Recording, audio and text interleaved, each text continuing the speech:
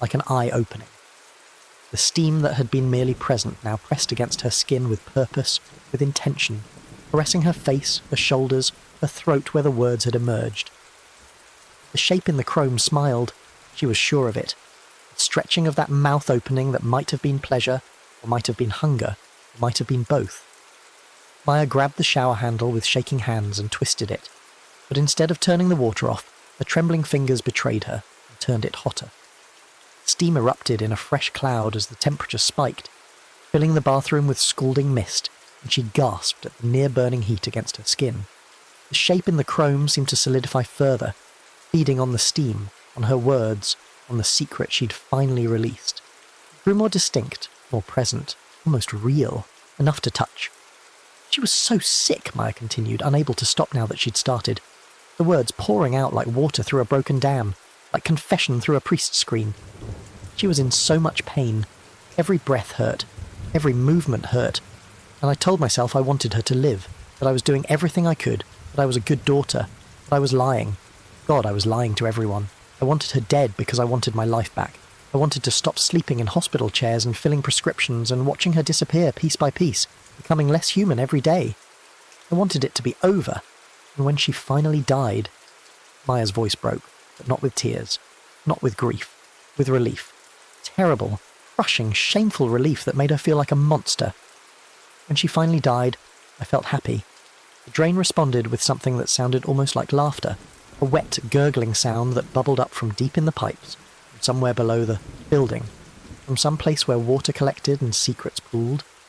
The water at Maya's feet was spinning so fast now it created a small vortex, a whirlpool in miniature, and she could see down into the darkness of the drain, down past where the trap should be, down into what looked like an endless throat of rusted pipe and shadow that descended further than should be possible in a third-floor apartment. The shape in the chrome was no longer behind her. Maya looked at the faucet and saw nothing but her own reflection, distorted in silver, eyes too wide and face too pale. She could feel it, right beside her now, close enough to touch, made of steam and water and the weight of spoken secrets.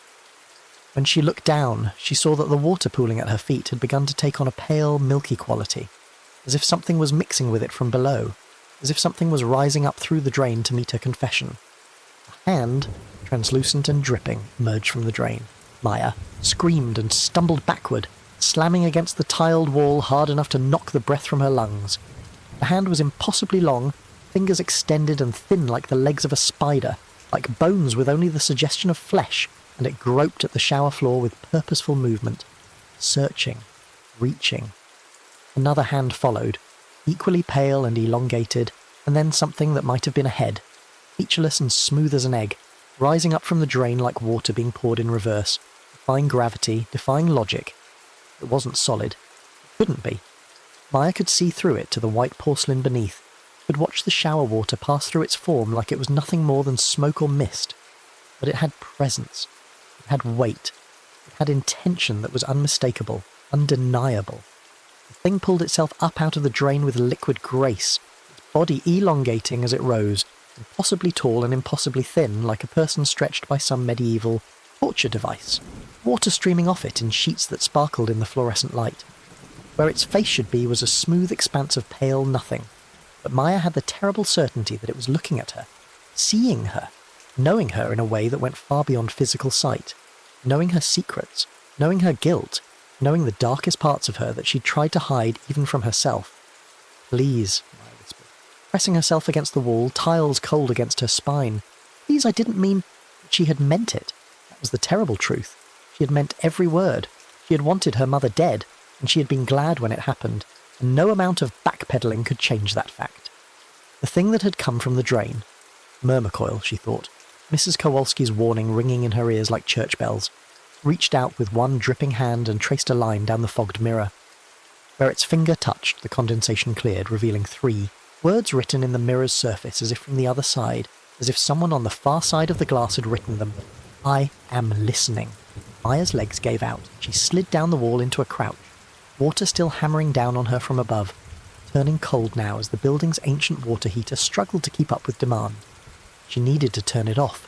She needed to get out. She needed to do something, anything, but her body wouldn't respond to her commands. The fear had locked her muscles, turned her bones to water, made her limbs useless as wet rope. Mermacoil moved closer, gliding across the shower floor without disturbing the water, its movements as fluid as liquid mercury, as smooth as oil spreading across glass. It crouched down in front of Maya, bringing what passed for its face level with hers, and she could see now that it wasn't entirely featureless. There were indentations where eyes should be, deep hollows that seemed to go on forever, tunnels bored into nothing, darkness that had no bottom, and a mouth, or the suggestion of one, a slight parting in the pale surface that revealed deeper darkness beneath, a throat that went down and down and down. When it spoke, the voice came from everywhere at once, from the drain, from the pipes in the walls, from the shower spray itself, from the steam that filled the bathroom. A chorus of whispers all layered on top of each other, overlapping and echoing, forming words from the sound of running water, from the language that pipes spoke in the deep night. "Your secret is safe with me," it said, and Maya felt the words vibrate through her chest, through her bones, resonating at a frequency that made her teeth ache. Keep them all, every truth spoken into running water, every confession whispered into steam, every guilt poured down drains in lonely hours. I keep them, and I keep them, and I keep them. "What do you want?" I managed to choke out, her voice small and broken. The mouth opening, widened slightly, water trickling from its corners like saliva, like drool. To listen, that's all. To hear what you won't say anywhere else. To know the shape of truths that hide in hearts. To collect the secrets that live in the space between thought and speech, between guilt and confession. Maya's hand found the shower handle. The old rule surfaced in her mind. Mrs. Kowalski's warning, not complete, but enough. Cold water. She needed cold water. 3 seconds. "I hold many secrets," Mermacoil continued, its voice a symphony of drips and gurgles, of pipes knocking and water rushing. "The man in 2A who smothered his father with a pillow while he slept. The woman in 4C who poisons her husband slowly, so slowly, adding arsenic to his coffee in doses too small to detect. The boy in 1B who sets fires and watches them burn, who feels alive only when he sees things consumed by flame. They all spoke to me, in showers, in baths, while washing their hands in their guilt. And I listened. I always listen." "Let me go," Maya said, her fingers closing around the shower handle, cold and slippery. "But you're not finished," Mermacoil said, and its hand, that translucent, dripping hand with its spider-leg fingers, reached out and gripped her wrist. It felt like being touched by ice water, like having her blood frozen in her veins, like frostbite spreading up her arm. "There's more. I can feel it. More truth waiting to be born. Tell me what you did." And Maya wanted to. God help her, she wanted to. The pressure in her chest demanded release, the words forcing themselves up her throat like vomit, like bile. Because there was more. There was always more. The morphine drip that she'd adjusted when the nurses weren't looking, when she'd been alone with her mother in the ICU at 3 a.m. Just a little more. Just to help with the pain. That's what she'd told herself. What she'd whispered to her mother's unconscious form. She'd known what it would do. She'd calculated the dose in her head, had looked up the lethal amount on her phone while sitting in the hospital cafeteria. She'd known, and she'd done it anyway. She'd watched her mother's breathing slow, had seen the monitor's numbers decline, had witnessed the moment when it stopped being peaceful sleep and started being something else. Something final. And she'd walked out of the room. She'd gone to get coffee, had stood in line at the hospital Starbucks, had ordered a latte and added sugar while her mother died alone. She'd been in the hospital cafeteria stirring her coffee when the code blue was called, when they'd tried to restart her mother's heart and failed, when the doctor had come to find her and tell her with sad eyes that they'd done everything they could. The death certificate said natural causes, respiratory failure due to complications from lung cancer. No one had questioned it. No one had suspected. The doctor had even told Maya that it was probably for the best, that her mother was no longer suffering, that she'd gone peacefully. And Maya had nodded and cried the appropriate tears and signed the necessary papers and accepted condolences, all while knowing the truth. She'd killed her mother. The words rose to her lips, inevitable as sunrise, as unstoppable as water flowing downhill. Mermacoil leaned closer, eager, its mouth opening widening in anticipation, the darkness inside it seeming to pulse with hunger. Maya twisted the shower handle with all her strength, throwing it completely to cold. The change was instantaneous and brutal. The hot water cut off and freezing water crashed down on her, so cold it felt like being stabbed with 1,000 tiny knives, like every nerve ending in her body was screaming at once. Maya gasped, couldn't help it, and Myrmecoil shrieked, a sound like steam escaping a pressure valve, like pipes bursting, like metal tearing. Its form began to destabilize, carefully maintained shape dissolving, water, cascading through it and disrupting whatever force held it together. The hand on her wrist lost cohesion, becoming nothing more than cold water running through her fingers, harmless and ordinary. 3 seconds. She needed to hold it for 3 seconds. Mrs. Kowalski had been specific about it. Her bird-claw fingers digging into Maya's arm as she'd whispered the warning. 3 seconds of cold water, that was the rule. 1.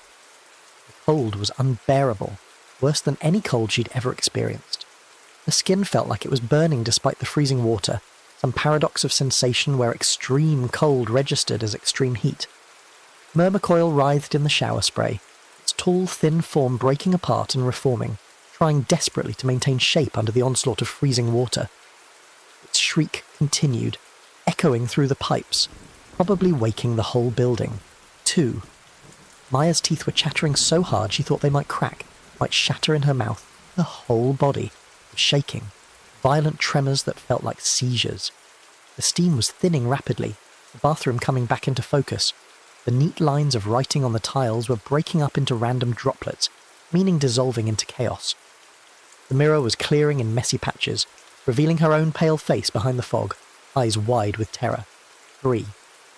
Maya slapped her palm flat against the tile wall, cool, solid, real, and held the truth inside. Not a denial, not a lie, just a boundary, a line she wouldn't cross. The secret remained hers, locked behind her teeth, refusing to be given up to running water and the thing that lived in drains. Myrmecoil gave one final shriek, a sound of rage and frustration and terrible hunger, and collapsed into the drain, its form dissolving like foam, like soap bubbles, sucked down into the darkness below with a gurgling slurp. The water's spiral returned to normal, chaotic and irregular. The breathing sounds stopped. The presence that had filled the bathroom dissipated like smoke in wind. Maya stayed crouched against the wall, shaking violently from cold and fear and relief, her heart hammering so hard she could see her pulse jumping in her wrists. She reached up with a trembling hand and turned the water back to warm. Not hot, not scalding, just warm enough to stop the shivering, and bring feeling back to her numb extremities. The bathroom felt normal again, empty. The presence that had filled it was gone, driven back down into the pipes by 3 seconds of cold water and a refusal to confess.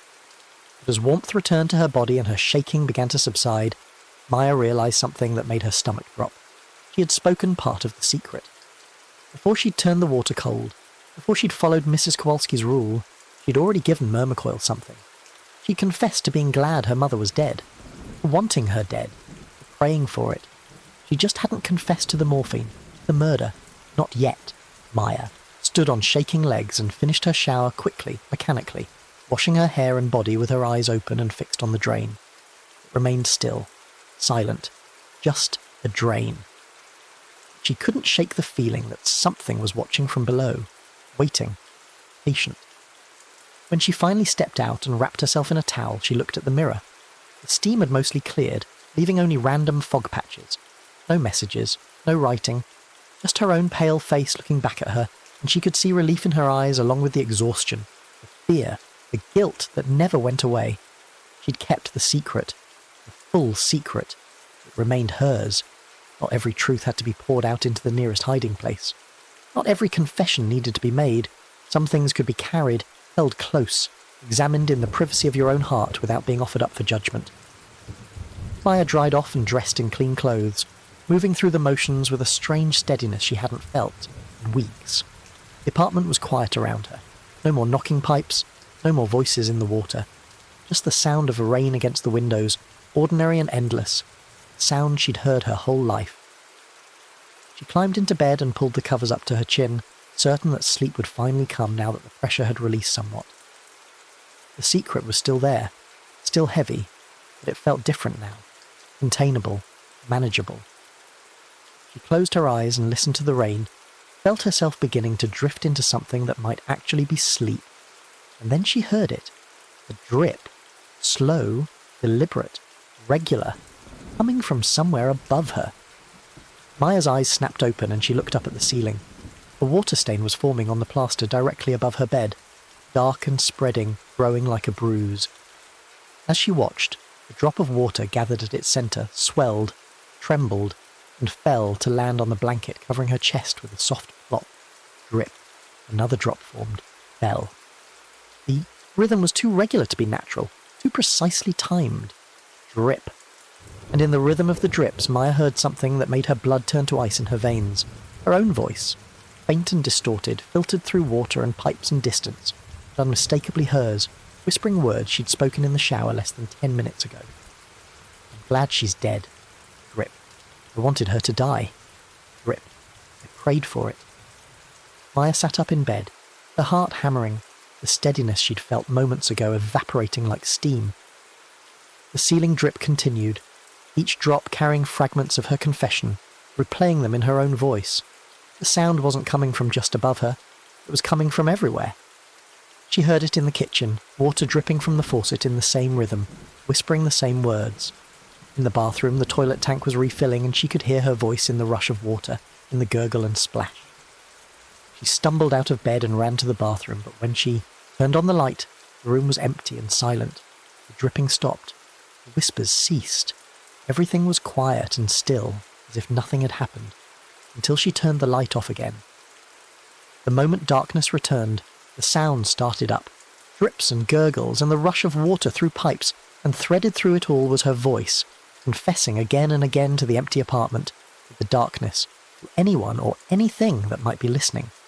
No, Maya whispered to the darkness. I did what I was supposed to. I turned the water cold. I held it in. But she hadn't held it all in. She'd spoken part of her secret aloud before she'd stopped herself. She'd given Myrmecoil enough. A taste, a sample, a fragment.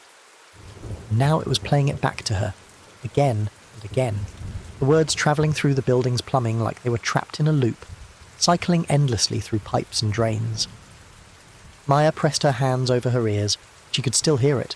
The apartment had become a mouth that wouldn't stop speaking her words back at her.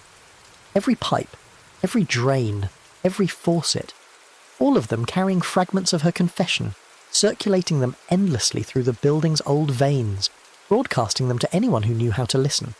She grabbed her phone from the nightstand, her hands shaking so badly she nearly dropped it. 3:27 a.m. Who could she call? Who would believe her? She thought of Mrs. Kowalski, the old woman who'd warned her. She didn't have her number. Maya ran to her door and threw it open, desperate for silence, for space away from the whispering pipes. She could hear it in the hallway too, muffled but present, coming from inside the walls, water running through the building's arteries, carrying her secret to every floor, every unit. The pipes that connected all the apartments, the shared plumbing that made the building a single organism, a network of water and sound. Mrs. Kowalski's door was 3 down from Maya's. She ran to it in her bare feet and knocked. Too loud, too desperate, not caring if she woke the whole floor. Mrs. Kowalski, please, I need help. Please! The door opened almost immediately, as if the old woman had been waiting. She stood in the threshold, wearing a faded bathrobe and holding a cup of tea that steamed in the cool hallway air. She looked at Maya with those rheumy eyes and shook her head slowly, the gesture carrying more weight than words. You talk to it? Mrs. Kowalski said. It wasn't a question. It was a statement of fact, delivered with the weariness of someone who'd seen this happen before. I stopped. I did what you said. The cold water. It doesn't matter, the old woman interrupted, her voice gentle but firm. You gave it something. It's all it needs. A taste. A fragment. Now it has your voice, and it won't give it back. How do I make it stop? Maya asked, hearing the desperation in her own voice, hating how small and frightened she sounded. Mrs. Kowalski took a sip of her tea and studied Maya over the rim of the cup. You don't. It keeps what you give it. That's what Myrmecoil does. It collects secrets and plays them back when the water runs. You'll hear your own words for as long as you live here. Maybe longer. That's insane. I'll move. It's in the pipes, dear. Mrs. Kowalski's voice was patient, like she was explaining something to a child. Old pipes, connected to old sewers, connected to old rivers, connected to the whole city's water system. You think this building is the only place Myrmecoil lives? It travels. Water goes everywhere.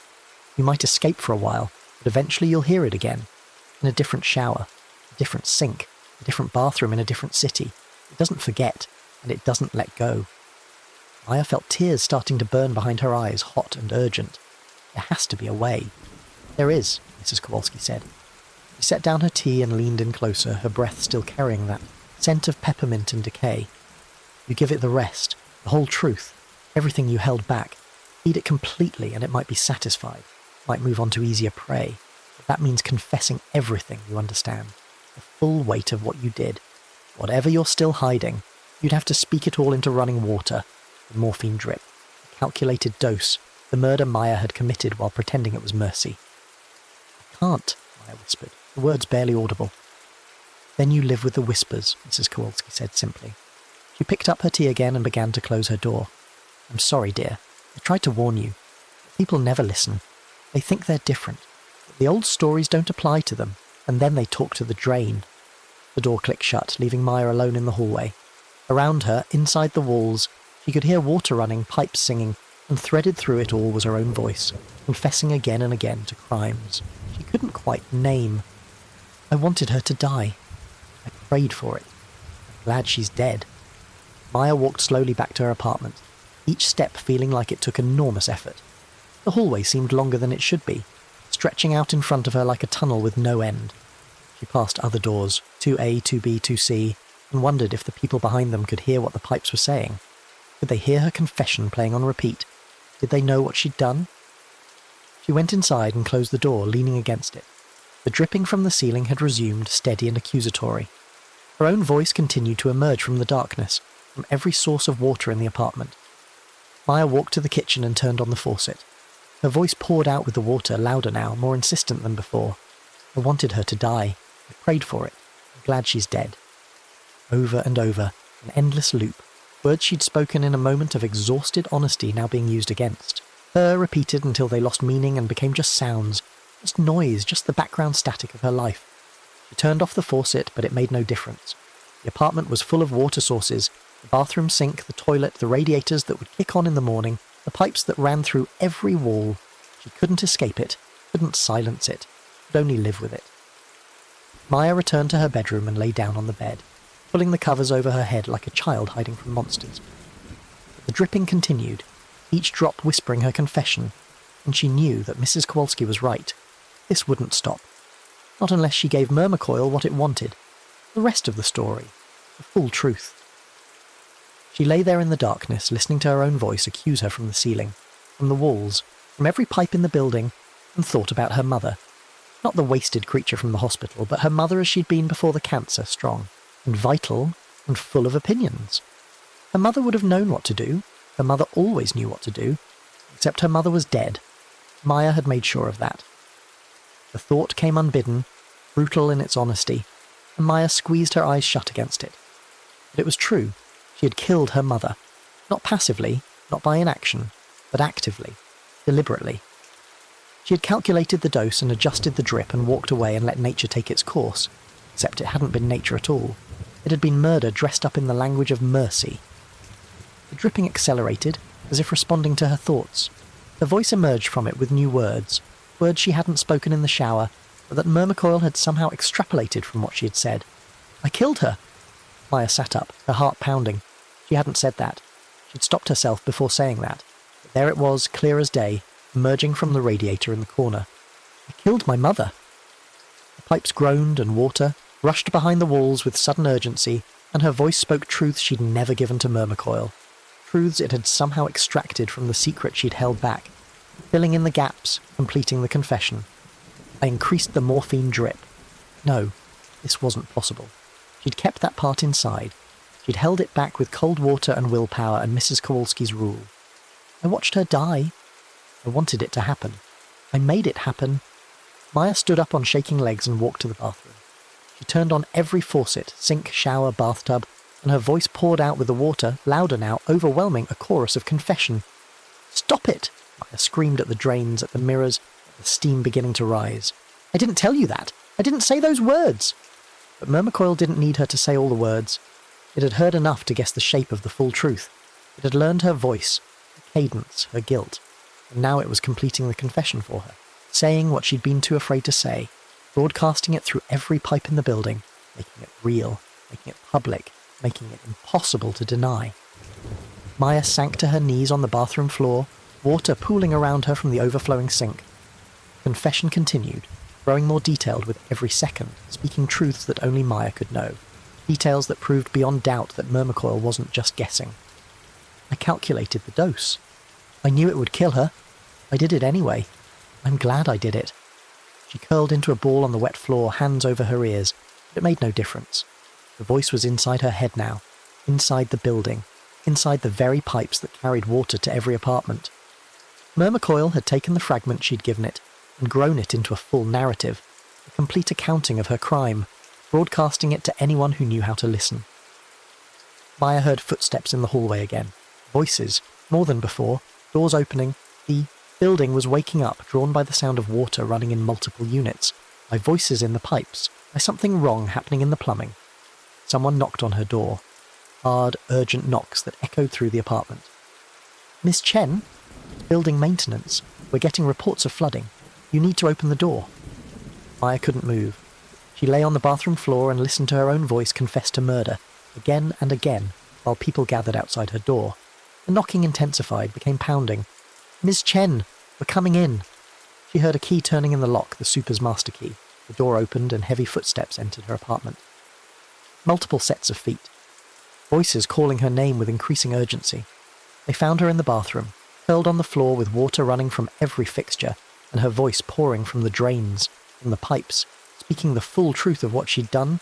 The super, Tom, broad man in his 50s with kind eyes, stared at her for a moment before moving to turn off the faucets. Mrs. Kowalski was there too, standing in the bathroom doorway with her arms crossed, her expression unreadable. Behind her, faces peered in from the hallway. The college students from next door, Mr. Petrov from downstairs, Mrs. Chen from upstairs, all drawn by the noise and the water and the sense that something terrible was happening. "Can you hear it?" Maya asked them, her voice hoarse from screaming. "Can you hear what the water is saying?" Tom exchanged a glance with Mrs. Kowalski as he shut off the last faucet. The apartment fell silent except for the dripping from the overflowing sink. "Ms. Chen, we just hear water running. Are you okay?" But Maya knew they were lying. Or maybe they weren't. Maybe only some people could hear what Myrmecoil was saying. Maybe it chose who could hear its broadcasts, who it wanted to torment. "I killed her," Maya said, not sure anymore if she was echoing the pipes, or speaking her own truth. The distinction didn't matter, the secret was out. "I killed my mother. I increased the morphine drip when the nurses weren't looking. I calculated the dose. I knew what would happen. I wanted her dead." The words kept coming, unstoppable now, the confession pouring out of her mouth the way it poured from the pipes. The barrier between her voice and Myrmecoil's voice had dissolved completely. She was speaking and the water was speaking and they were saying the same things, confessing the same crime, broadcasting the same guilt. Tom pulled out his phone, his face pale. "I'm calling 911. "I'm a murderer," Maya continued, the words mechanical and inevitable, like a recording playing on loop. "I killed her because I wanted my life back. I killed her and I was glad when she died. I killed her. I killed her. I killed her." Mrs. Kowalski stepped into the bathroom, her old joints creaking as she crouched down beside Maya. She placed a hand on Maya's, shoulder, warm and solid and real, and leaned in close enough that only Maya could hear her whisper. "You fed it everything," the old woman said, her voice carrying no judgment, only weary understanding. "Now it's feeding you back. It won't stop until there's nothing left of you but confession." "I killed her," Maya said again, unable to say anything else. The confession had become her entire vocabulary, the only words she could access. "I killed her. I killed her. I killed her." Tom was talking into his phone, giving the address, saying something about a mental health crisis and possible self-harm. More people were gathering at the door, drawn by the commotion. Maya could hear them whispering, their voices mixing with the sound of dripping water and her own endlessly repeating confession. The pipes throughout the building began to scream. Not the normal groaning of old plumbing, not the typical knocks and gurgles that accompanied water flowing through ancient infrastructure. This was an actual scream, high and metallic and furious, like steel being torn apart, like the building itself was in agony. Water exploded from every fixture simultaneously. The faucet Tom had just shut off burst back to life in a geyser that hit the ceiling. The toilet erupted like a fountain. The shower came on with such force that the showerhead tore free from its mount and whipped around like a living thing, spraying everyone in the bathroom, and in the water spray, visible in the droplets catching the harsh fluorescent light, Maya could see it. Myrmecoil. Its tall, thin form stretched across the ceiling, made manifest in water and steam and rage. Its mouth opening was wide now, so wide it seemed to split its featureless face in half, and inside was nothing but darkness and the sound of rushing water and voices. So many voices, all confessing different secrets, different crimes, different guilts. "She fed me well," Myrmecoil's voice spoke through the water, audible to everyone, now, undeniable, and terrible. "She gave me murder. Sweet, premeditated murder. I will keep this secret forever. I will broadcast it through every pipe in this city. Everyone will know what she did." People screamed. The college students stumbled backward into the hallway. Mr. Petrov crossed himself and began muttering prayers in Russian. Even Tom, practical and sceptical Tom, backed away from the water with his eyes wide and his mouth hanging open. Only Mrs. Kowalski remained, still crouching beside Maya, her hand steady on her shoulder. She looked up at Myrmecoil's form rippling across the ceiling and spoke with the weariness of someone who'd seen this happen many times before. "She gave you what you wanted. Now leave her alone." Myrmecoil's laughter filled the bathroom, a sound like water cascading down 1,000 drains at once. "But I'm never alone. I have her voice now. It lives in the pipes. It will travel through the water mains, through the sewers, through the treatment plants and the reservoirs. It will flow into every building this water reaches. Her confession will echo in showers and sinks for as long as water flows. I don't need her anymore. I have what she gave me." The form began to dissipate, breaking apart into spray and mist. The water continued to pour from every fixture with unnatural force. The bathroom was flooding, water spreading across the floor and seeping out into the hallway. Maya watched it go, feeling something inside her break completely. The secret wasn't just out. It was everywhere, in the water, in the pipes, in the very infrastructure of the city. Myrmecoil had taken her confession and made it eternal, spreading it through the circulatory system of thousands of buildings, millions of pipes, countless drains. Paramedics arrived, called by Tom. They found Maya sitting in water on the bathroom floor, still repeating her confession in a monotone voice, unable to stop. They wrapped her in a blanket and led her out of the apartment while water poured from every fixture behind them, flooding the bathroom, the hallway, seeping through the floorboards to the apartment below. In the ambulance, strapped to a gurney with an EMT checking her vitals and shining a light in her eyes, Maya could still hear it. The IV drip beside her head spoke with her voice, each drop carrying a fragment of her confession. The rain against the ambulance windows whispered her guilt. Water was everywhere, and it all knew what she'd done. "I killed my mother," Rip. "I wanted her dead," Rip. "I'm glad she died." The EMT looked at her with concern and said something to his partner about psychological evaluation and possible sedation. But Maya barely heard him.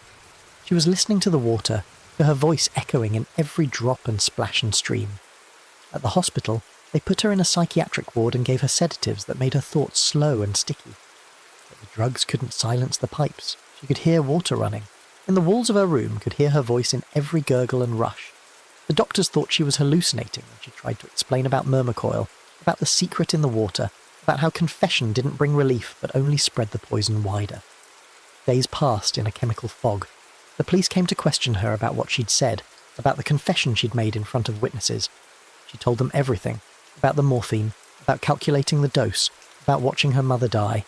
They wrote it all down in careful handwriting and she signed the statement because what did it matter now? The whole city would know anyway. The water would tell them.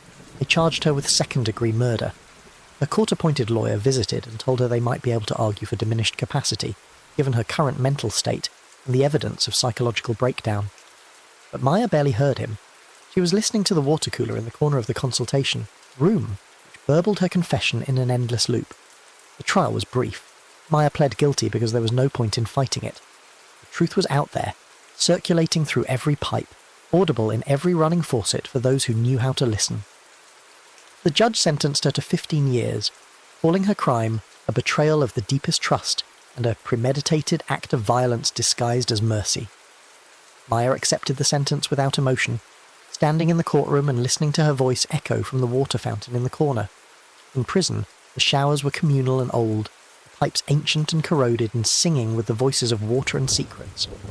Maya stood under the spray on her first night and heard Myrmecoil's greeting, a wet chuckle that seemed to come from every showerhead at once, from every drain in the long-tiled room. "Welcome," whispered through the water, through the steam rising around her. "I knew you'd come. I always get what I'm owed in the end." and you owe me so much more than what you've given." The other inmates could hear it too. Maya's confession played through the prison plumbing day and night, audible in the showers and sinks and toilets, in the water fountains and the kitchen and the laundry. Within a week, everyone knew what she'd done. The guards, the other prisoners, the kitchen staff, the medical personnel. Her secret had become public property, circulated endlessly through water that never stopped running. Some of the other women approached her in the yard, curious about the voice in the pipes, about whether she could really hear it, or if it was just psychosis. Maya told them about Myrmecoil, about the warning Mrs. Kowalski had given her, about how confession to running water was a bargain that could never be undone. Most of them laughed and walked away, but a few listened with the intensity of people who had their own secrets, their own guilts they'd been carrying. Does it ever stop? Asked a woman named Teresa, in for killing her abusive boyfriend with a kitchen knife. The voice in the water? Does it ever go quiet? Maya shook her head. Never. Once Myrmecoil has your voice, it keeps it forever. That's the price of confession. At night, lying in her bunk, Maya listened to the pipes sing their song of secrets. Her confession was the loudest, the most persistent. But she could hear others too if she listened carefully. Fragments of whispered guilts from other times, other people who'd made the same mistake she had, the man who'd drowned his children, the woman who'd poisoned her parents for the inheritance, the boy who'd set fire to his school, all of them speaking through water, their voices preserved forever in the pipes. The years passed slowly in prison. Maya stopped fighting the sound of her own voice. She learned to live with it the way you learn to live with tinnitus or chronic pain, always present, never silent. Constant reminder of what she'd done and what she'd lost. Some nights she thought about Mrs. Kowalski's words, about how Myrmecoil travelled through all water, how her secret was flowing through city pipes and rivers and treatment plants, spreading further than she could imagine. On her third year inside, a new inmate arrived, young, barely 21, with frightened eyes and a desperate need to confess. Maya watched her on her first night, watched her step into the communal shower and let the water run hot, watched steam fill the tiled room. She saw the girl's lips moving, saw her whispering something into the spray. Maya moved quickly, crossing the shower room in 3 strides and twisting the girl's shower handle to cold before the confession could be completed. The girl yelped at the sudden temperature change and spun around, eyes wide with shock and anger. "What the hell?" "Don't talk to the drain," Maya said urgently, gripping the girl's shoulders. "Whatever you were about to say, keep it inside. Cold water for 3 seconds, then get out. Don't give Myrmecoil anything." "What are you—" 3 seconds, Maya insisted, holding the handle on cold despite the girl's shivering. "Count with me. 1, 2, 3. She released the handle and the girl immediately shut off the water, standing there dripping and confused and angry. "You're crazy. Everyone said you were crazy." "Maybe," Maya agreed, "but I'm trying to save you from something worse than prison. Trust me when I tell you that some confessions should never be made. Some secrets should stay buried. Keep yours to yourself." The girl wrapped a towel around herself and hurried away, glancing back at Maya with suspicion and fear. That night, Maya heard no new voices in the pipes, just her own, endlessly repeating, and she felt something that might have been satisfaction, or maybe just the smallest redemption. She'd saved one person from making her mistake. She couldn't save herself. That ship had sailed the moment she'd spoken those first words in her apartment shower, the moment she'd told running water that she was glad her mother was dead. But maybe she could save others. Maya became known in the prison as the woman who understood the pipes, who could hear the voices in the water, who warned new arrivals about confessing in the shower. Some thought she was insane. Others, the ones with heavy secrets of their own, listened with the intensity of desperate believers. On her 5th year, during a particularly heavy rainstorm that flooded parts of the prison yard, Maya stood by her cell window and listened to the rain whisper her confession. She wondered how far the secret had travelled, how many drains had spoken her guilt, how many showers in, how many buildings in, how many cities had played her words back to strangers washing away their own sins. The young woman in the cell next to hers, new, scared, in for vehicular manslaughter, called out through the bars. "You hear that? The pipes. They're talking again." Maya closed her eyes and pressed her forehead against the cold glass of the window. "What are they saying?" "Something about killing someone. A mother. It sounds like—" The girl trailed off, frightened by the implications. "It sounds like my voice," Maya finished, her breath fogging the glass. "Because it is, and it will be forever. That's what happens when you confess to running water. Keep your words and broadcast them everywhere water flows. Remember that if you're ever tempted to whisper your guilt in the shower." The girl was quiet for a long moment. Then, barely audible, "I didn't mean to kill them. The family in the other car. It was raining and I was texting and... Stop, Maya interrupted sharply. Don't tell me, don't tell the water, don't tell anyone unless you absolutely have to. Some guilts are meant to be carried alone. Some confessions only make things worse. She heard the girl crying softly in the next cell, the sound mixing with the rain and the pipes, Maya's own voice still, confessing in the water system. The symphony of guilt that played through the prison's plumbing every night. That night, Maya dreamed of her mother again. Not the wasted, morphine-clouded woman from the hospital, but her mother as she'd been before the cancer, strong and healthy and whole, with laugh lines around her eyes and capable hands that had braided Maya's hair and made birthday cakes and held her when she cried. In the dream, the mother stood by a vast river while water rushed past, carrying voices. Thousands of voices, maybe millions, all confessing different crimes, different secrets, different guilts. The river was made of confession, flowing endlessly towards some dark ocean, where all secrets eventually pooled. Is mine in there? Maya asked, standing beside her mother on the riverbank. Her mother nodded, watching the water flow. It always was, sweetheart. From the moment you thought it. From the moment you adjusted that drip. Mermacoil didn't steal your secret, it just made you hear what was already true. Made everyone hear it. I'm sorry, Maya whispered. The words she'd never gotten to say when her mother was alive. I'm sorry for what I did. I'm sorry I was weak. I'm sorry I gave up on you. The mother turned to look at her then, and her eyes were kind. Kinder than Maya deserved. You were human, Maya. Fallible and frightened and desperate for the suffering to end. I understand that. I forgave you before you even did it. Then why does it hurt so much? Maya asked, tears streaming down her face. Why can't I escape it? Because forgiveness doesn't erase guilt, her mother said gently. And confession doesn't erase the act. You did what you did. You made a choice. Now you live with the consequences. That's not punishment. That's just truth. Maya woke to the sound of rain still falling, and her own voice still confessing through the prison plumbing. She lay there in the dark and understood finally that there was no escape. The secret wasn't just in the water. The secret was in her. It had always been in her. Mermacoil had simply made it audible, given it voice, let it circulate the way guilt always circulates, endlessly, returning again and again no matter how much time passes. She got up and walked to the small sink in her cell, turned on the water, listened to her confession pour out with the stream, the words as familiar now as her own heartbeat. I killed her. I wanted her dead. I'm glad she died. I know, Maya whispered back to her own voice. I know, and I have to live with that. She turned off the water, but it made no difference. The confession continued in the pipes, in the walls, and every water source in the prison and beyond. Her voice had become part of the infrastructure, part of the background noise of water flowing through pipes, as permanent as rust and sediment. The remaining years of her sentence passed in this steady state of guilty acceptance. Maya worked in the prison laundry, attended mandatory therapy sessions, read books from the prison library, and learned to exist alongside her own endlessly circulating confession.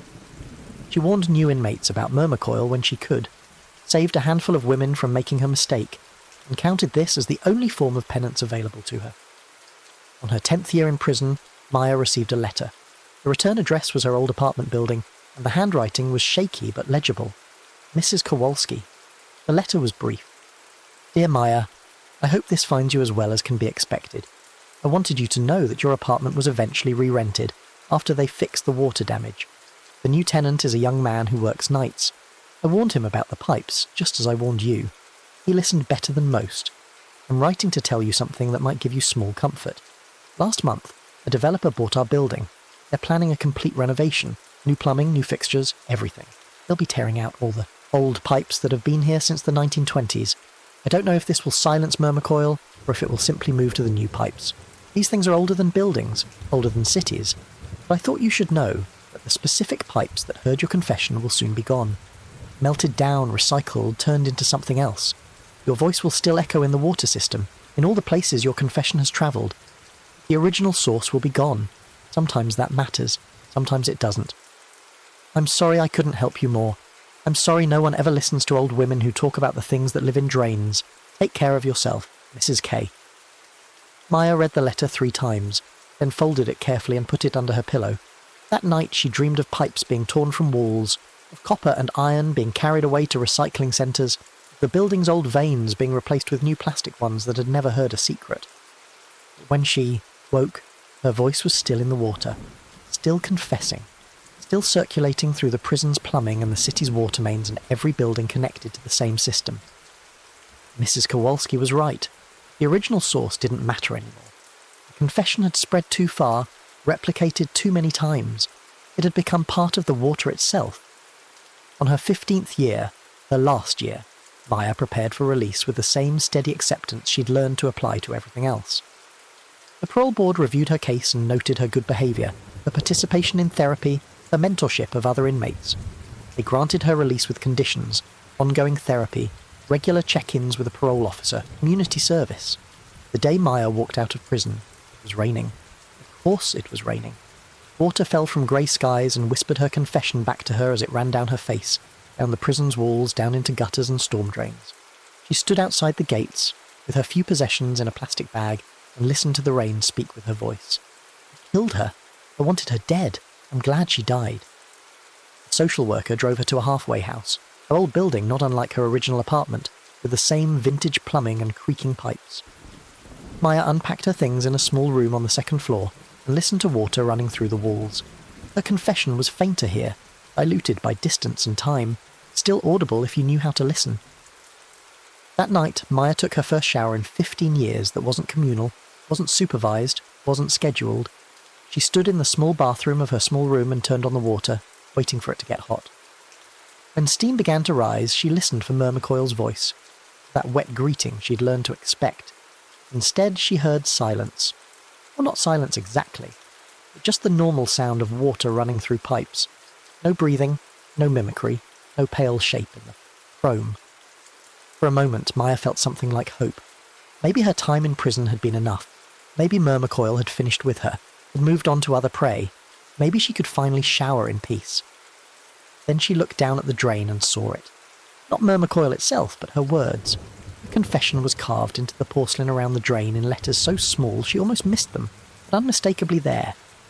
Killed my mother, I wanted her dead. Glad she died. The words had followed her. Or maybe they'd always been here, waiting. Maybe every drain in every building was marked this way now, inscribed with her guilt for anyone who looked closely enough to see. Maya finished her shower quickly and got out. She dried off and dressed and lay in her narrow bed, listening to her confession echo softly through the pipes. Fainter than in prison, fainter than in her old apartment, but still there, still present, still real. She would live with this for the rest of her life, her voice. In the water, speaking truth she could never take back. This was the price of confession. This was what Myrmecoil kept. In the days and weeks that followed, Maya rebuilt her life around her guilt. She found work as a night custodian in an office building, cleaning bathrooms and mopping floors. She attended mandated therapy sessions and told a carefully edited version of her story to a therapist, who nodded and took notes and prescribed medications that didn't help. She performed her community service at a soup kitchen, serving food to people whose eyes held the same haunted quality as her own. And every night she returned to the halfway house and listened to the pipes sing. Sometimes her confession was loud and clear. Sometimes it was barely a whisper. But it was always there, circulating through the water system like blood through veins. Other residents of the halfway house began to notice. A woman named Denise, who was in for embezzlement, asked Maya one night if she heard voices in the pipes. What kind of voices? Maya asked carefully. A woman, Denise said, looking around nervously like she was afraid of being overheard. She keeps saying she killed someone. Her mother, I think. Probably nothing. Probably just my imagination. Maya said nothing. What could she say? That the voice was real? That it was hers? That it would be there forever? More people heard it. The house supervisor mentioned it to Maya's parole officer, who added it to Maya's file as possible evidence of ongoing mental health issues. The parole officer increased the frequency of Maya's check-ins and recommended additional psychological evaluation. But Maya knew it wasn't in her head. It was in the water. She began visiting her mother's grave for the first time since the funeral. The cemetery was on the edge of town, acres of grass and stone markers under open sky. Maya would sit by her mother's headstone. Beloved mother and friend, the inscription read. Words that made Maya's stomach twist and tell her things she could never tell the water. I'm sorry, she would say to the stone, to the grass, to the earth that held her mother's body. I'm sorry I was weak. I'm sorry I gave up. I'm sorry I chose my comfort over your life. The stone never answered, which was a relief. Maya had heard enough echoes of her own voice. On one of these visits, Maya encountered another woman at a nearby grave. Young, probably early 20s, crying softly as she placed flowers on a fresh headstone. Maya recognized the particular quality of that grief, the specific weight of guilt mixed with loss. "I'm sorry for your loss," Maya said quietly. The young woman looked up, her eyes red and swollen. "Thank you. It's my dad. He had Alzheimer's. I was his primary caregiver for 3 years." Maya nodded, understanding without needing to hear more. "That's hard. I used to pray he would die," the woman confessed suddenly, the words tumbling out like she couldn't hold them back. "Every night. I prayed for it to be over. And when he finally died, I felt..." She trailed off, unable to finish. "Relief," Maya supplied. "You felt relieved." The woman nodded, tears streaming down her face. "Does that make me a terrible person?" Maya thought about her answer carefully. "It makes you human. Caring for someone who's dying is one of the hardest things you can do. Wanting it to end doesn't mean you didn't love them. It just means you're exhausted and hurting. But I feel so guilty," she said. "Like I killed him with my thoughts. Like my prayers made it happen." Maya saw herself in this woman, younger, less broken, standing at the beginning of a long road of guilt and regret. She wanted to warn her, wanted to tell her about Myrmecoil and the danger of confessing to running water, wanted to explain that some secrets should be carried silently, rather than spoken aloud where they could be captured and circulated. What came out instead was gentler, more human. You didn't kill him. Disease killed him. Time killed him. You just took care of him until the end, and that's more than many people do. The guilt you're feeling, that's just love with no place to go. Give it time. It gets easier to carry. It was a lie, of course. It didn't get easier, but maybe it didn't need to be true to be kind. The woman wiped her eyes and gave Maya a watery smile. "Thank you. I needed to hear that. I've been too afraid to talk about it with anyone. Like if I say it out loud, it'll make it true." "Then don't," Maya said urgently, gripping the woman's arm. "Don't say it out loud. Don't confess to water or mirrors or anything that might remember. Keep it inside. Process it with a therapist if you need to, but don't just speak it into the void. Trust me on this." The woman looked at her strangely, probably wondering why this intensity about confession, but she nodded anyway. "Okay, thank you." As the woman walked away, Maya felt something shift inside her. She couldn't undo what she'd done. Couldn't take back her confession or silence her voice in the water. But maybe she could stop others from making the same mistake. Maybe that could be her purpose now. A warning, a cautionary tale, a lighthouse showing others where the rocks were hidden. She started volunteering at a grief support group that met in the basement of a community centre. She never told her full story, never admitted to murder. But she spoke about guilt and the dangers of confession, about secrets that spread when given voice.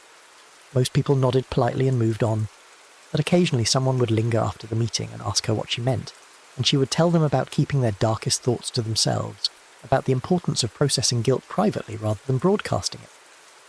The months passed. Maya settled into a routine. Work, therapy, support group meetings, visits to her mother's grave. The voice in the water persisted but became background noise like tinnitus or the hum of electricity. She learned to tune it out, mostly. Then, one rainy night, Maya returned to her old apartment building for the first time since her arrest. She stood across the street in the rain, water running down her face and whispering her confession, and looked up at the third-floor windows. Her old apartment was dark. Mrs. Kowalski's window showed warm light, and Maya could see the old woman's silhouette moving inside. Maya crossed the street and entered the building. The lobby was exactly as she remembered. Same worn carpet, same mailboxes with their tarnished brass doors, same smell of old wood and dust and time. But something was different. The walls had been opened in places, revealing new copper pipes running alongside the old iron ones. The renovation Mrs. Kowalski had mentioned was underway. Maya climbed the stairs to the third floor, her footsteps echoing in the stairwell. She stood outside Mrs. Kowalski's door for a long moment before knocking. The old woman opened the door and showed no surprise at seeing Maya standing there, dripping rain onto the hallway floor. "I wondered when you'd come back," she said, stepping aside to let Maya enter. The apartment was warm and cluttered, filled with the accumulated possessions of a long life. Mrs. Kowalski gestured to a chair and went to make tea, moving with the slow deliberation of advanced age. "Thank you for your letter," Maya said, when the old woman returned with 2 steaming cups. Mrs. Kowalski waved a dismissive hand. "I should have done more. Should have been more forceful in my warning. But people never listen to old women who talk about monsters in pipes." "I wish I had listened." "Yes, well, wishes and regrets won't change what's done." Mrs. Kowalski sipped her tea and studied Maya over the rim of her cup. "You've been released 2 months ago, and the voice Still in the water? Maya nodded. Everywhere. Every building I enter, every sink, every shower, it follows me. Of course it does, Mrs. Kowalski said. Water is everywhere, and Myrmecoil has claimed your voice as its own. You fed it murder, the richest secret it's had in years. It won't let that go. They sat in silence for a while, drinking tea and listening to the rain against the windows. Finally, Maya asked the question she'd come to ask. Have you heard it? In the new pipes? Mrs. Kowalski set down her cup. Yes and no. The new pipes don't carry it the way the old ones did. The voice is quieter, more distant. But it's still there, like an echo of an echo. Myrmecoil is adapting to the new infrastructure, learning the new pipes the way it learned the old ones. So tearing them out didn't help. No, I'm sorry. I had hoped, but no. The confession has spread too far. It's in the water table now, in the aquifer that feeds the city. Wherever water flows from that source, your voice flows with it. Maya felt something inside her break completely. She'd held on to a small hope that maybe, somehow, the renovations would help. That destroying the original pipes might weaken Myrmecoil's hold. Of course it wouldn't. The confession had become part of the water itself, dissolved into it like salt into ocean. How many others? Maya asked. In this building, how many others have confessed to Myrmecoil? Mrs. Kowalski was quiet for a long moment. Dozens, she finally said. Over the years I've lived here, almost 40 years now, I've heard dozens of voices in the pipes. Murders, affairs, thefts, betrayals. All the secrets people tell running water because they think it's safe, think it's private. Myrmecoil collects them all. And you? Have you ever? No. The word was firm, final. I learned about Myrmecoil from the woman who lived here before me. She warned me the same way I tried to warn you, and I listened. I've carried my secrets silently for 40 years, and I'll carry them silently to my grave. Maya wanted to ask what those secrets were, but knew better. Some things were meant to stay unspoken. She finished her tea and stood to leave. Mrs. Kowalski walked her to the door, moving slowly with one hand on the wall for support. Will you stay in the city? The old woman asked. Maya shook her head.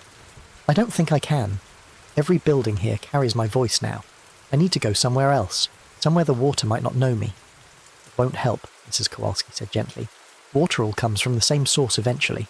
All rivers flow to the ocean, and all rain falls from the same sky. But I understand the impulse to run.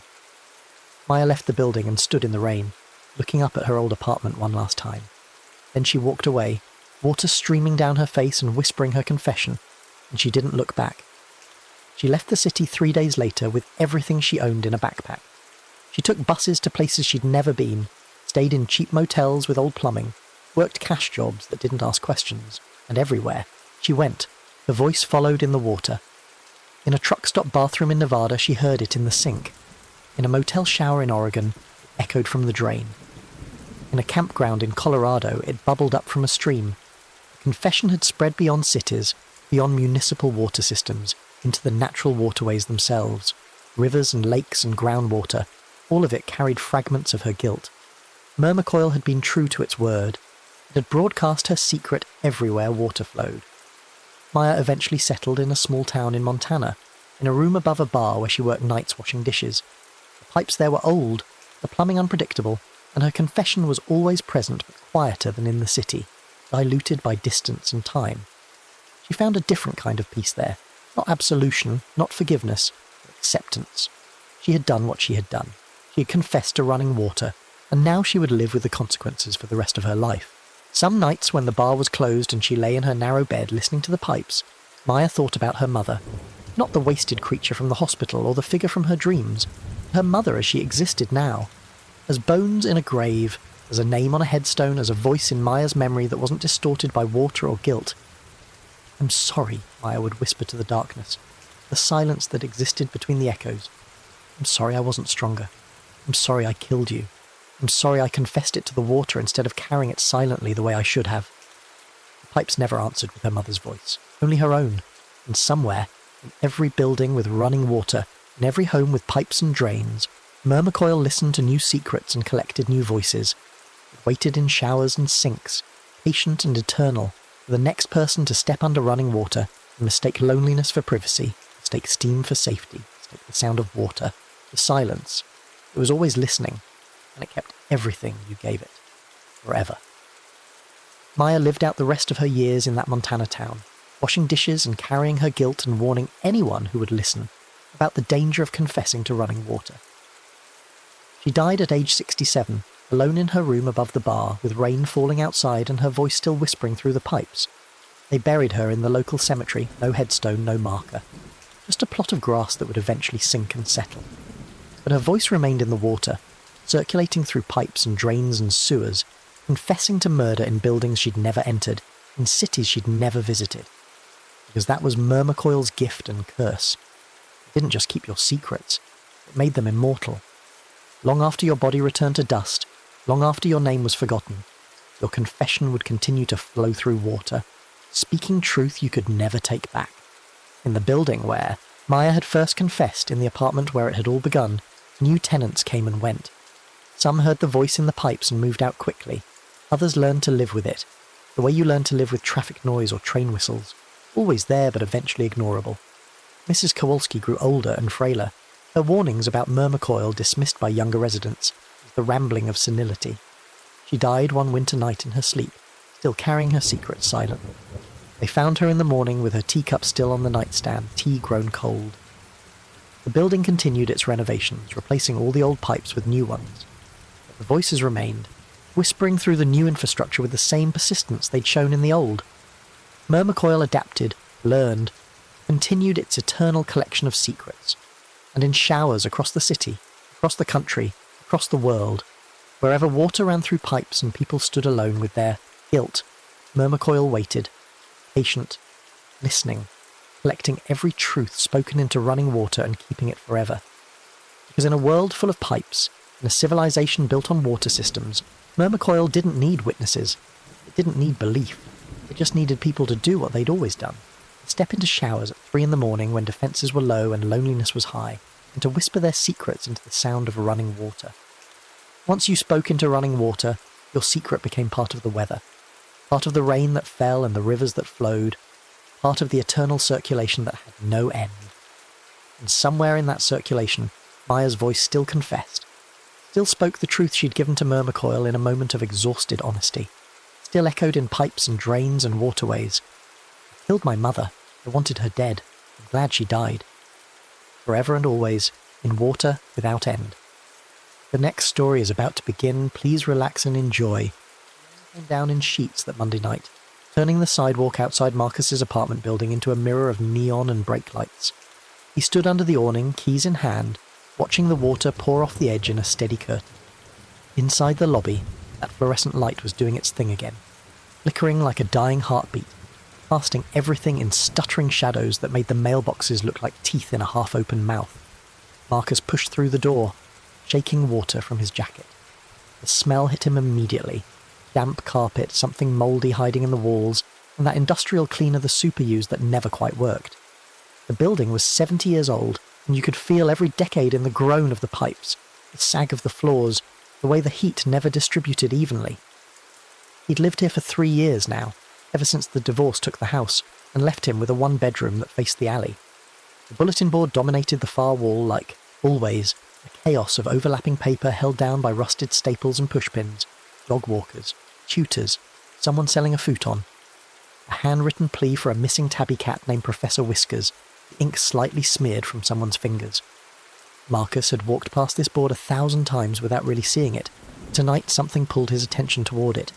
Maybe it was the late hour, nearly midnight, or maybe it was the way the flickering light made the papers seem to shift and breathe. He stepped closer, not sure why. The rain drummed against the lobby windows behind him, a sound like fingers tapping impatiently. Up close the board was even messier than he'd thought. Layers upon layers of flyers, some so old they'd yellowed and curled at the edges. A few had phone numbers with the pull tabs already torn off. Others looked like they'd been up so long the information was meaningless. Yoga classes from 2019. A roommate wanted ad with a disconnected number. The fluorescent light buzzed and went dark for a full 3 seconds. In that darkness, Marcus could have sworn he heard paper rustling, like someone was sorting through the board. Then the light flickered back on, harsh and too bright, and he blinked spots from his vision. When his eyes adjusted, something was different. The flyers had organised themselves. Not neatly, they were still a mess of overlapping corners and crooked staples. They'd formed distinct columns. On the left, all the lost notices had clustered together. Lost keys, lost pets, lost jewellery, a lost wallet with a desperate all-caps plea for its return. In the centre, needed, rides to the airport, someone to help move a couch, therapist recommendation, cash for rent, just someone to talk to, please, I'm so lonely, scrawled in shaky handwriting. On the right, the smallest column were the thank yous and apologies and pleases, tiny islands of gratitude in a sea of want. Marcus stepped back, his sneakers squeaking, on the damp linoleum. His heart had started doing something uncomfortable in his chest, not quite racing, but skipping beats like it couldn't remember the rhythm. He looked around the empty lobby, half expecting to see someone standing in the shadows, arranging the board while he wasn't looking. He was alone, just him and the rain and that godforsaken flickering light. He should go upstairs. He had work in the morning, and his boss was already riding him about the Henderson account. But his feet wouldn't move. Instead, he found himself staring at the centre column. All those desperate requests for help. His own unasked question rose in his throat like bile. I need someone to co-sign my student loan consolidation because my credit's fucked and I'm drowning and I can't do this loan anymore. He hadn't told anyone that. Not his ex-wife, who'd be thrilled to know he was failing. Not his mum, who had enough problems. The assisted living facility was already bleeding her pension. Dry. And she'd started forgetting his name sometimes when he visited. Not his friend Derek, who was barely keeping his own head above water with 2 kids and a mortgage that was underwater since the market crashed. Marcus had been carrying that need around for 6 weeks now, feeling it grow heavier every day, but the thought of actually asking someone, of admitting he couldn't handle it, made his stomach turn. The glass covering the bulletin board began to fog from the inside. Marcus watched, frozen, as moisture bloomed across the surface in slow, deliberate patches. It looked like someone was breathing on the glass from behind, except there was no one back there. Just cork and paper and staples. The fog spread in patterns that reminded him of fingers, long smears that could have been someone trying to write something in the condensation. What the fuck, Marcus whispered, and his breath added its own small cloud to the outside of the glass. The staples caught the fluorescent light and glinted. For a second, just a second, they looked sharp and deliberate, like teeth in a grinning mouth. Marcus's reflection stared back at him from the fogged glass, tired eyes with bags underneath, 3-day stubble, hood pulled up against the rain. Normal, except his reflection's hands were moving. Marcus's real hands hung at his sides, fists clenched, but in the glass his reflection was lifting something. A piece of paper, white and crisp. The reflection's hands smoothed the paper against the board, pressing it flat with careful attention, and then reached for a stapler. Marcus could see his reflection's mouth moving, could see the way his reflected shoulders hunched with shame. But he couldn't hear what his reflection was saying. He jerked backward, his real hands coming up defensively, and his reflection continued its work, unhurried and methodical. The reflected Marcus stapled the paper to the board, one corner, then another, then a third and fourth, and stepped back, to admire his work. From where Marcus stood, he couldn't read what the paper said, but he could see his reflection's face in the glass, and the expression there made him want to vomit.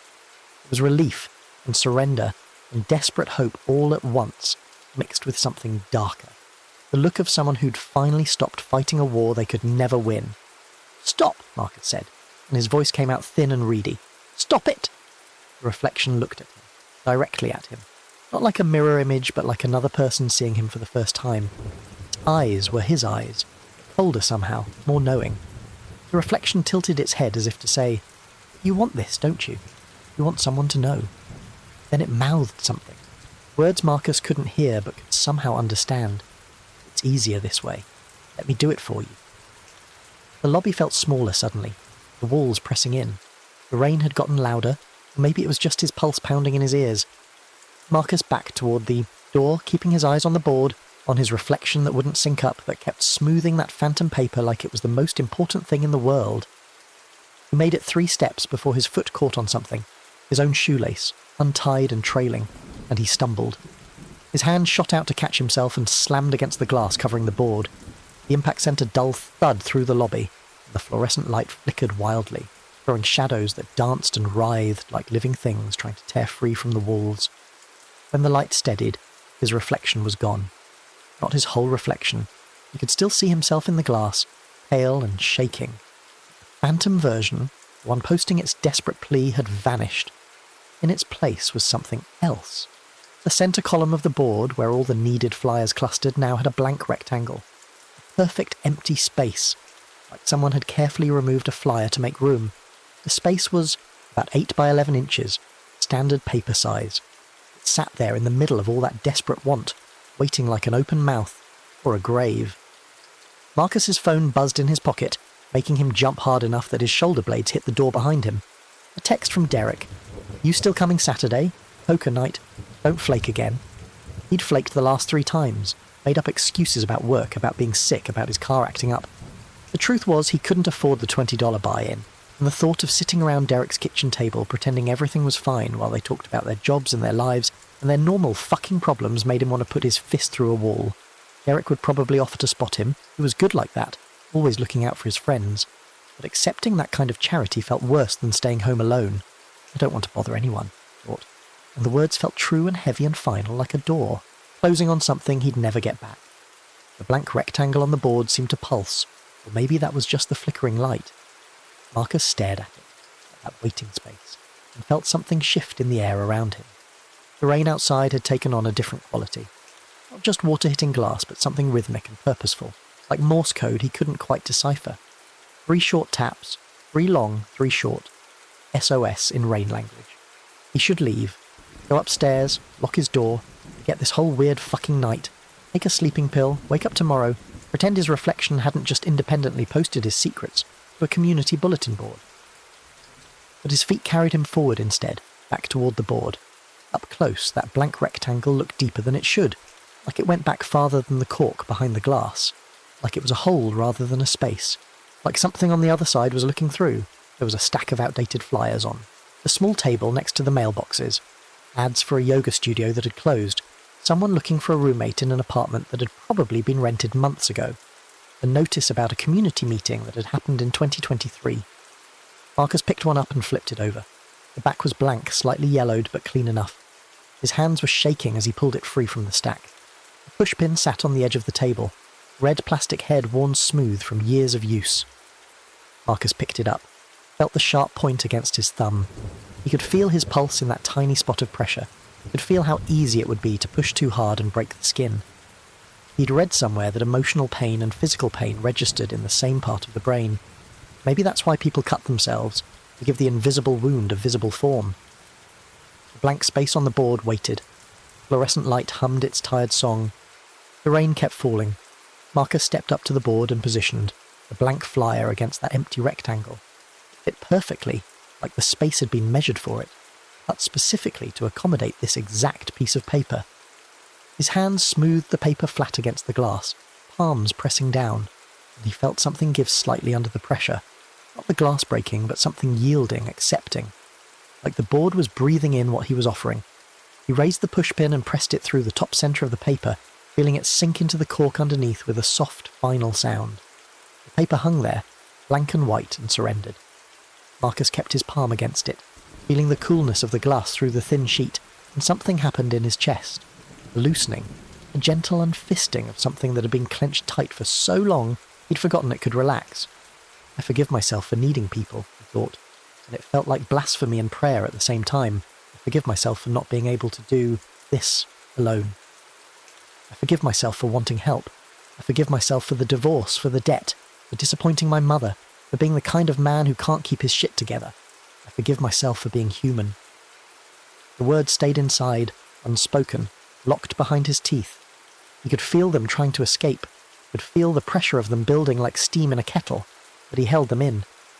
Speaking them would make them real in a way he wasn't ready for, would turn them into something that could be taken and used and filed away. The board wanted him to speak. He could feel that hunger radiating from the glass, but Marcus clenched his jaw and refused. The fog on the glass began to clear. It didn't evaporate. It slid downward in slow streaks, like tears running down a face, cooling at the bottom edge of the frame before disappearing into nothing. The staples stopped glinting, returning to dull metal that held paper and nothing more. The flyers on the board relaxed back into their usual chaos, the neat columns dissolving as papers shifted and overlapped according to the whims of gravity and time. Marcus's reflection in the glass synchronized. His hands matched the reflection's hands, both pressed against the blank paper, both trembling slightly. He could see his own face clearly now. Tired, scared, but present. Here. Real. Not a phantom performing rituals in glass. He pulled his hands away from the board and stepped back. The blank paper stayed where he'd pinned it, anonymous, safe, saying nothing and everything at once. Outside, the rain began to ease up, shifting from a downpour to a steady drizzle. The fluorescent light gave one more flicker and then settled into its normal, inadequate glow. Marcus turned toward the stairs, his legs heavy with exhaustion that felt almost good, like he'd been carrying something up a mountain and finally set it down. He climbed to the 3rd floor, his sneakers leaving wet prints on the worn carpet, and let himself into his apartment. The space was small and cluttered, and kind of depressing in the way single-guy apartments often are. Pizza boxes he kept meaning to take to recycling, dishes in the sink, laundry overflowing the hamper. But tonight it felt less like a prison and more like just a place he happened to live. He texted Derek back, "Yeah, I'll be there. Need anything?" The response came quick. "Just you, man. Been too long." Then, after a pause, "And hey, don't worry about the buy-in. First one's on me this time. You can get me back when you're flush." Marcus stared at the text, his throat tight. Derek knew. Maybe not the specifics, but he knew something was up. And instead of pushing or prying, he was just offering help, making it easy to accept. "Thanks," Marcus typed back. "Seriously, I appreciate it. No worries. That's what friends are for." Marcus set his phone down and stood at his window, looking out at the rain-soaked city. Somewhere below, in the lobby, that blank piece of paper hung, on the board like a flag of truce. He didn't have answers. His credit was still fucked. He was still drowning in debt. He still woke up most mornings with his chest tight, and his thoughts spiralling into worst-case scenarios that felt more real than reality. Something had shifted. Some small rotation of perspective that made the weight feel less crushing. Needing people wasn't shameful. It wasn't a weakness to be hidden, or a wound to be bled out alone in the dark. It just was. Human and ordinary and survivable. Marcus stripped off his wet clothes and climbed into bed, and for the first time in weeks, he fell asleep without his mind cataloguing everything he'd failed at that day. 3 floors down, in apartment 1C, Sarah Chen stood in front of her own door, key in hand, frozen. She'd just come back from another failed date, 4th this month, and the guy had spent the whole dinner talking about his ex-wife, while Sarah smiled and nodded and pretended she didn't mind being a therapist instead of a romantic interest. Brad. His name was Brad, and he'd ordered the most expensive wine on the menu, and then suggested they split the check after he'd drunk 3/4 of the bottle himself. Sarah had smiled and agreed because that's what she did. Agreed, accommodated, made herself smaller so other people could feel bigger. She'd driven home in silence, composing and deleting text messages to friends she hadn't really talked to in months. People she'd let drift away because maintaining friendships felt like too much work on top of everything else. Jessica in Seattle. Maria, who'd moved to Boston for grad school. Even Rachel, who lived 15 minutes away but might as well have been on another planet for how rarely they saw each other. The lobby was empty when she walked in, her heels clicking on the linoleum with sharp, lonely sounds. The fluorescent light was doing its seizure-strobing thing, making her head hurt. She'd just meant to check her mail, probably. Nothing but bills and junk anyway, but her eyes caught on the bulletin board. That blank piece of paper in the centre. Fresh, new, deliberate. Sarah stepped closer, drawn by something she couldn't name. The paper was completely empty. No writing, no doodles, nothing.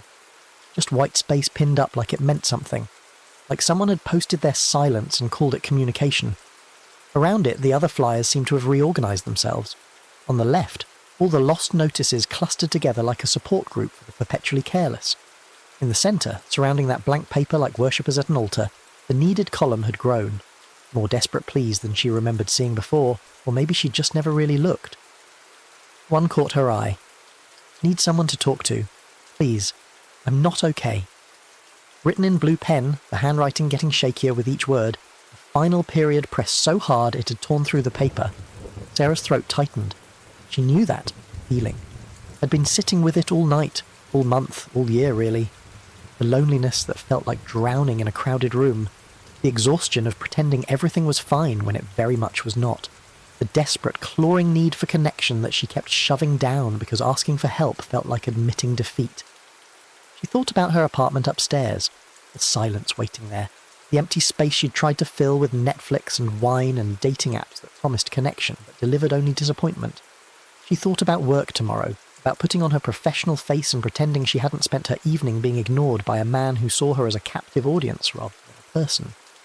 She thought about her mother calling last week, asking why she never visited anymore, and how Sarah had made up an excuse about being busy, when the truth was she couldn't bear to sit across from her mother's concerned face and lie about being happy. I don't want to bother anyone, she thought. And the words felt familiar in her mouth, like a prayer she'd said so many times it had worn grooves in her brain. Like a mantra she'd been taught so young she couldn't remember who taught her. The glass over the board began to fog. Zara watched, mesmerised, as moisture bloomed across the surface from the inside. It spread in patterns that looked almost like handwriting, almost like someone was trying to spell something in the condensation, letters forming and dissolving too quickly to read, like the board was trying to communicate in a language she'd forgotten. The staples started to catch the light, glinting sharp and deliberate, and Sarah noticed for the first time how many there were. Hundreds, maybe thousands, layered across the cork like scales on a fish or cells in a body. In the glass, Sarah's reflection stared back at her. Same black dress she'd worn to the date, the one that was supposed to make her look confident and put together. Same smudged eyeliner, one wing slightly higher than the other because she'd been running late and hadn't bothered to fix it. Same exhausted slump to her shoulders, the posture of someone who'd given up trying to take up space. Except the reflection was moving independently, lifting its hands, reaching for something Sarah couldn't see. No, Sarah whispered. She couldn't look away. Her reflection pulled a piece of paper from somewhere. Thin air, maybe, or from a pocket Sarah didn't have, or from some dimension where all the things you meant to say but didn't get filed away for safekeeping. The reflection's fingers smoothed the paper carefully, taking time with the corners, making sure it was perfectly flat. Then it picked up a stapler. Where had the stapler come from? And began securing the paper to the board. One staple in the top left corner, another in the top right. The reflection worked with the focused intensity of someone performing a ritual, someone who knew exactly what they were, doing, and why, and had accepted the consequences. Sarah's real hands hung at her sides, empty and useless. She tried to move them, tried to step back, but her body wouldn't respond. Her muscles had locked up like she'd been flash frozen, every nerve screaming at her to run while every fibre kept her rooted in place. She could only watch as her reflection finished stapling the paper and stepped back, lips moving in words Sarah couldn't hear, but somehow understood. Please. Someone. Anyone. I'm so tired of being alone. The paper in the reflection was covered in writing, Sarah's handwriting. She could see it from here, the way she looped her lowercase L's, the way her T's crossed with a little uptick at the end, the way her Y's descended too far below the line because she'd never quite mastered proper letter spacing. The words were too small to read from this distance. She could guess what they said. All the things she'd been holding in, all the ways she was not okay, all the desperate, embarrassing, pathetic needs she'd been choking down for so long they'd calcified into stones in her chest, sharp-edged and heavy, making it hard to breathe. The reflection looked at her then, making direct eye contact in a way that felt obscene, like seeing yourself naked in an unexpected mirror. And it smiled. It wasn't a happy smile. It was the smile of someone who'd finally given up fighting, who'd laid down their weapons and walked into the sea, who'd decided that drowning was easier than swimming. Sarah jerked backward, breaking whatever spell had frozen her, and slammed into the mailboxes behind her. The impact sent a metallic clang through the lobby, and the fluorescent light flickered violently, throwing the whole space into stuttering darkness. In those brief flashes of blackness, Sarah could have sworn she saw someone else in the lobby with her. A tall figure made of paper and staples, standing just behind the board, watching with eyes that were holes punched through layered pages. The light steadied. The lobby was empty except for her. Her reflection in the glass had synchronized again, showing only what it should. A scared woman in a cocktail dress, breathing too fast, one hand pressed against her racing heart like she could slow it down through sheer force of will. But the board had changed. That blank paper Marcus had pinned up was gone, removed or absorbed or filed away in whatever archive the board kept. In its place was a different piece of paper, and this one had writing on it. Sarah's writing. She could see it from here, even though she'd never touched the board, never held a pen anywhere near it, never consciously decided to expose herself this way. She forced herself to step closer, every instinct screaming at her to run. The paper was a printout, clean and formal, like something from a computer or a very precise typewriter. Needed. Someone to tell me I'm not as broken as I feel. Someone to sit with me while I cry without trying to fix it. Tell me it could be worse. Someone to confirm I still exist because most days I'm not sure anymore. Someone to care if I disappear because I'm starting to think no one would notice. Please, I can't do this alone. Sarah Chen, 1C. Her name, her apartment number, her words, close enough that the difference didn't matter. Every truth she'd been hiding laid bare for anyone who walked through this lobby. Zara's hand flew to her mouth, holding back a sound that was half sob, half scream. She hadn't written that, hadn't typed it, hadn't even said it out loud, not in any way that could be recorded or transcribed or turned into neat printed text. But there it was, pinned to the board where anyone could see it. Mrs. Rodriguez from 2B, who always gave her judgy looks and commented on how thin she was getting. The college kids on the 4th floor who played music too loud and laughed too easily.